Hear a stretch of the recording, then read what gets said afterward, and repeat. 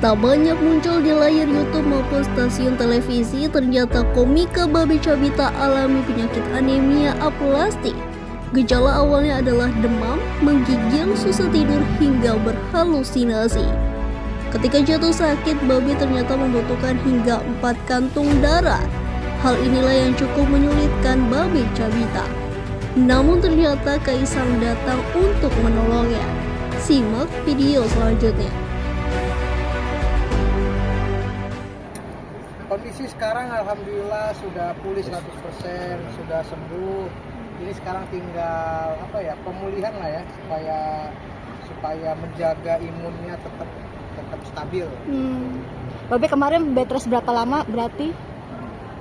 Pulang dari rumah sakit 1 bulanan lah ya. Iya, di rumah sakitnya sih 2 minggu. Terus after dari mulai rumah sakit itu sekitar sebulanan deh baru benar-benar beraktivitas di sana. COVID ini artinya awal mulanya mungkin Babe bisa didiagnosa penyakit seperti itu apa sih? Awal mulanya namanya demam ya, terus kita bawa ke IGD itu DBD awalnya. Positif DBD. Iya, DBD-nya positif. Terus setelah DBD, idealnya kalau DBD itu kan cuman beberapa trombosit doang yang turun. Beberapa saat doang demamnya gitu kan. Kalau ini demamnya nggak turun-turun sampai 40. Udah gitu dokter mulai curiga karena kalau DBD itu kan yang turun hanya trombosit. Kalau aku semua turun.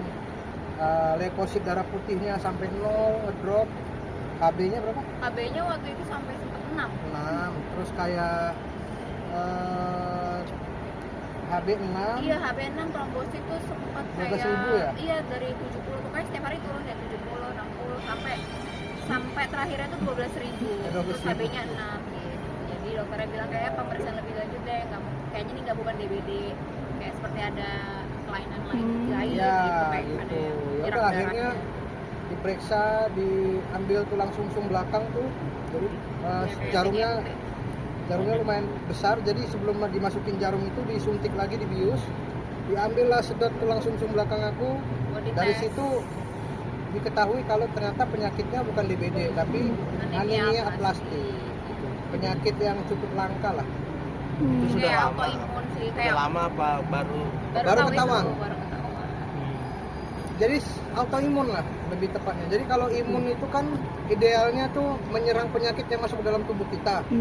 Nah kalau imun aku sendiri bukan menyerang penyakit tapi menyerang tulang sumsum belakang aku. Tulang sumsum itu kan dalam tubuh tuh katanya gunanya untuk memproduksi sel-sel darah. Nah karena tulang sumsumnya diserang sama dia, jadi rusaklah tulang sumsum aku, tidak bisa memproduksi darah. Jadinya kayak orang normal gitu. Ya jadinya akhirnya kalau mau sembuh total, alternatifnya harus ke Singapura atau Malaysia untuk jalani transplantasi tulang sumsum belakang. Kalau untuk sementara sih obat Pakai autoimun obat, aja, ya. jadi biar nekan imunnya biar nggak nyerah. Tapi ada rencana untuk ke luar negeri mungkin untuk lebih Ada. Mau cek cocok apa enggak gimana Sekalian gitu. Tapi menyiapkan. sekarang cukup dari obat dari dokter hematologinya aja sih untuk autoimunnya itu kan. Darahnya semuanya dicek 3 bulan ini sih bagus.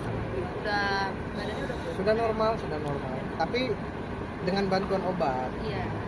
Babe tapi benar minum obatnya itu seumur hidup Babe? Hah? Minum obatnya itu harus seumur hidup? Jadi dokternya Kata dokternya sih ini lagi terapi ya. Kalau memang nanti dilihat hasilnya, kalau memang bagus, terus dikurangi. Kan aku sehari 3 kali. Nanti 3 bulan sekali nanti berobat ke dokter. Kalau misalnya bagus dikurangi jadi sehari 2 kali. Masih bagus dikurangi lagi nanti sehari sekali. jadi ada kemungkinan untuk lepas obat kalau memang responnya bagus di Ya. tubuhnya dia. Sejauh ini kan masih 3 bulan pertama, sehari minum 3 pil aman.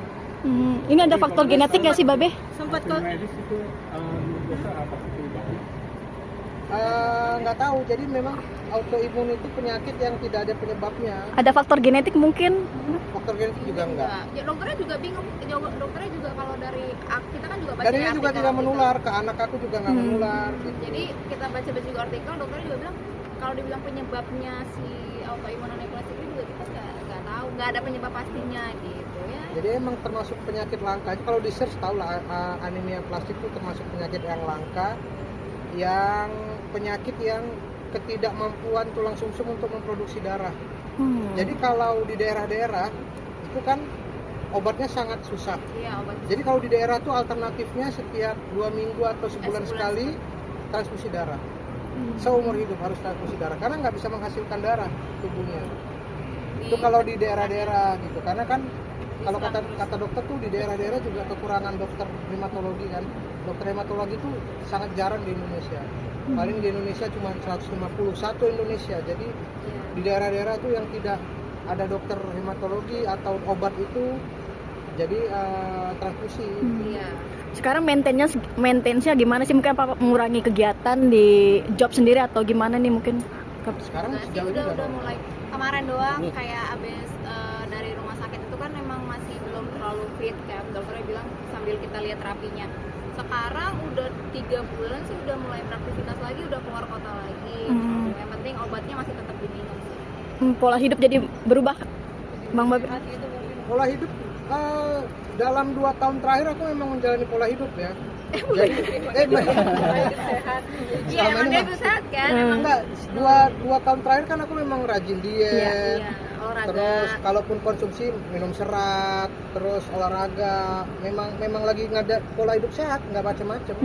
Tapi pas lagi malah hidup sehat ini malah tahu sakitnya itu.